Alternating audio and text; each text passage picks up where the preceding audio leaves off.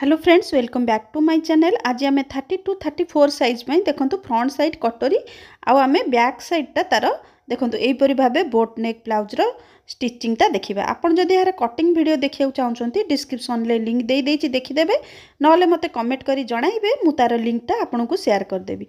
चलतु एवं स्टिचिंगटा स्टार्ट करवा। देखो ये जो अस्त्र कपड़ाटा आम रखी थे बैक साइड्रे माप दे चिन्ह देकरी ताकू ये भाव आम कटिंग करदे। देखो मुझे कौ भाव कटिंग करुच्ची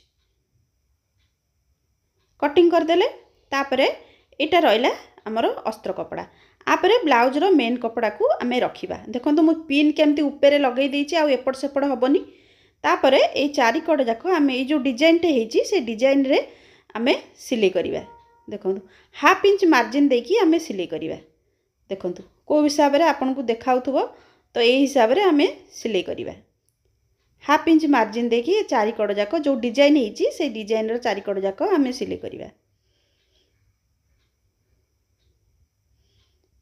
एमती एटा गोल पर्सनटा से आपन टिके मशीन को बुले बुले करी आपन जेतले सिलाई करिवे एकदम स्ट्रेटली सिलाई सीधा सिलाई करिवेनी। तापरे देखंतु ए कपड़ाटा हमर ब्लाउजर मेन कपड़ाटा कटिंग करदेले। देखंतु एटा भी आम कटिंग करदेले। तापरे ये जो देखो एबे ये टिके टिके आम चारि कड़ जाक कट लगेदेवा। कट लगेदेले ये आमर ओल्टेवा को सुविधा हम। तो देखिकी कट लगाउथिबे नले आमर सिलाई भी जेमती न कटि जाए। देखो एबे ताकू आम ओल्टे दबा। ओल्टेकिरी एठी देखो गोटे छोट पेचकस साहाय्य ताकू ओल्टे देली। तापरे एक पूरा धारे धारे सिलाई आ गोटे आम एठी पकेइबा। ये जो डिजाइन टे होता ताकू ओल्टे देला परे एमती धारे धारे एमती हाथ रे साइज साइज करके आम सिलाईटा पकेइबा। ये सिलाईटा कर सारा पर आपड़ आधे लेस लगातु कि ताधे पाइपिंग लगातु जेमिति भी आपन को सुंदर लगे आपड़ से भाव आपको डेकोरेट करें। देखो यहाँ सिलाई गला। एबे ता चारि कड़ जाक आम सिलाई करदे आ एक्स्ट्रा कपड़ा गुड़ाक कटिंग करदे। सिलाई कर सारा पर एक्स्ट्रा कपड़ा जो थिला आम ताकू कटिंग करदे। देखो ये एक्स्ट्रा कपड़ा गुड़ाक मु कटिंग कर दूची।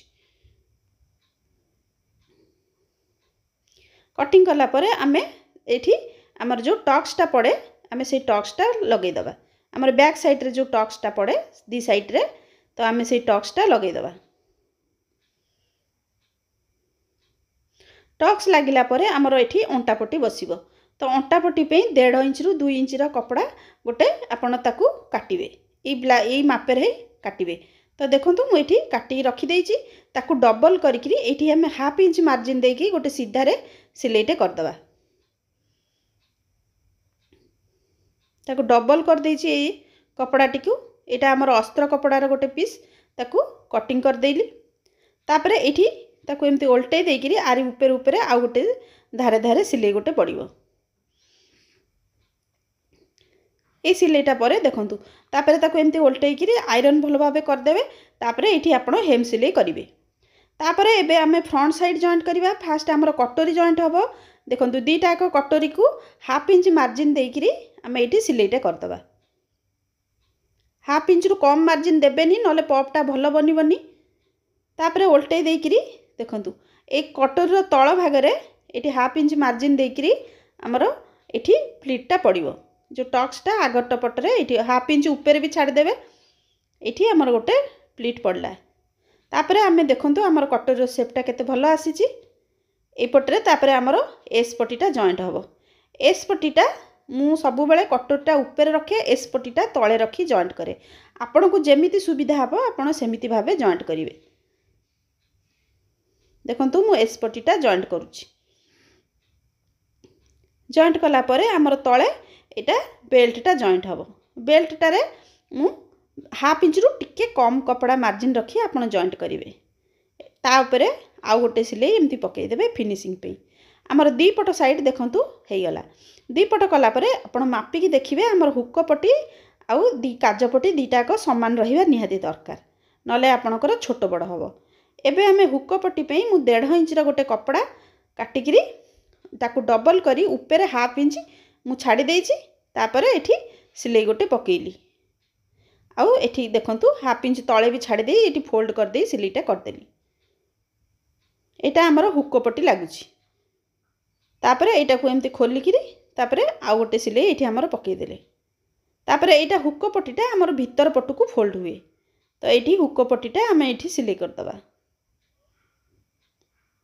भीतर पटू फोल्ड करी आम हुक पट्टीटा सिलाई करदे तापरे जो एक्स्ट्रा कपड़ाटा कटिंग करदे तापरे आमर काजपट्टी पे ये 3 इंच कपड़ाटा मु काटिकी रखी आउ एटा ओल्टा पटरे आमर हाफ इंच ऊपर को छाड़िकी सिलाई हम आ तले भी आमर हाफ इंच कपड़ा कटिंग हो रखिकी बाकी कपड़ा कटिंग करदे ये आम देखूँ कौ भाव फोल्ड करी आमर यहाँ काजपट्टी लगुच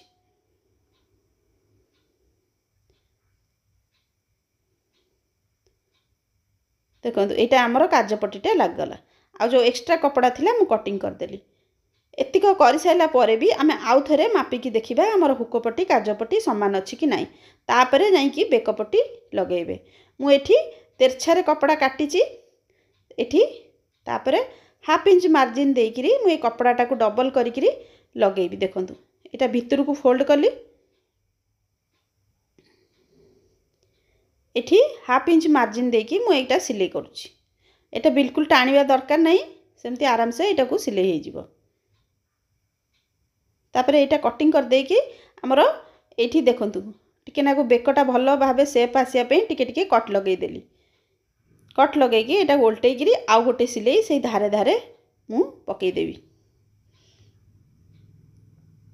एमती दीटाक साइड्रे एमती सिलाई करेंगे तापरे यहाँ को फोल्ड करके हाथ में हेम सिलाई करेंगे देखो मुझे सिलाई करके आमर लेस लगे देची तो एबे कांध आमर जॉइंट हो तो कांध देखो जॉइंट कर देची आमर हाथ लगे हाथर ये मिडिल पॉइंट रे गोटे चिन्ह देकरी एठू आमर सिलाईटा स्टार्ट हम देखो ये मो हाथ देखो कौ भाव लगाऊँगी हाफ इंच मार्जिन देकरी ये हाथ भी लगे एपटे जमी सिलाई है सेपटे भी रखिकी सेमती सिलाई हम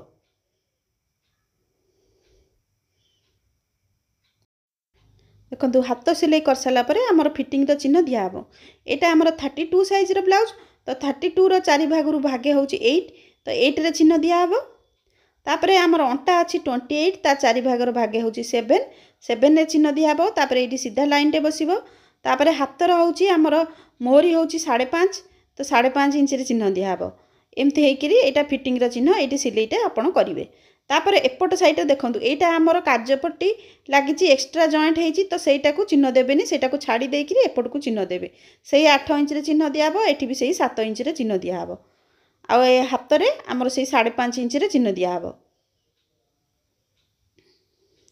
तो यही फिटिंग चिन्ह गुड़ाक सब एकाठी करा